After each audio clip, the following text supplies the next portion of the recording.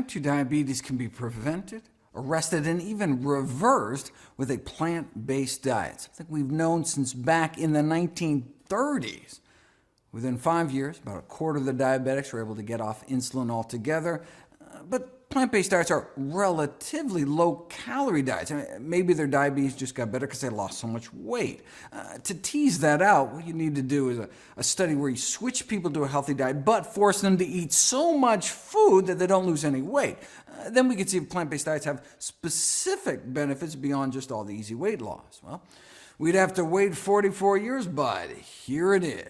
Subjects were weighed every day. If they started losing weight, they were made to eat more food. In fact, so much more food that some of the participants had problems eating it all. They were like, oh, not another salad. Ugh. But they eventually adapted, so no significant weight change, despite restricting meat, eggs, dairy, and junk. So with zero weight loss, did a plant-based diet still help? Overall, insulin requirements were cut about 60%, and half the diabetics were able to get off their insulin altogether, despite no change in weight. How many years did that take? No, 16 days. 16 days later. So we're talking diabetics who've had diabetes as long as 20 years, injecting 20 units of insulin a day, and then as few as 13 days later, they're off all their insulin altogether, thanks to less than 2 weeks on a plant-based diet, even with zero weight loss. Diabetes for 20 years and then off all insulin in less than 2 weeks. Diabetes for 20 years because no one had told her about a plant-based diet. Here's patient number 15, 32 units of insulin on the control diet, and then 18 days later on none. Lower blood sugars on 32 units less insulin. That's the power of plants. And that was without any weight loss. His body just started working that much better.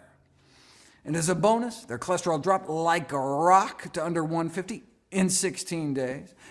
Just like moderate changes in diet usually only result in moderate reductions in cholesterol, how moderate do you want your diabetes? Everything in moderation may be a truer statement than some people realize. Moderate changes in diet can leave diabetics with moderate blindness, moderate kidney failure, moderate amputation, maybe just a few toes or something. Moderation in all things is not necessarily a good thing.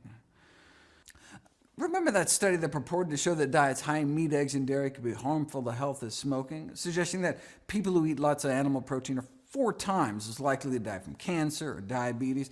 But if you look at the actual study, you'll see that's simply not true. Those eating a lot of animal protein didn't have just 4 times the risk of dying from diabetes, they had 73 times the risk of dying from diabetes.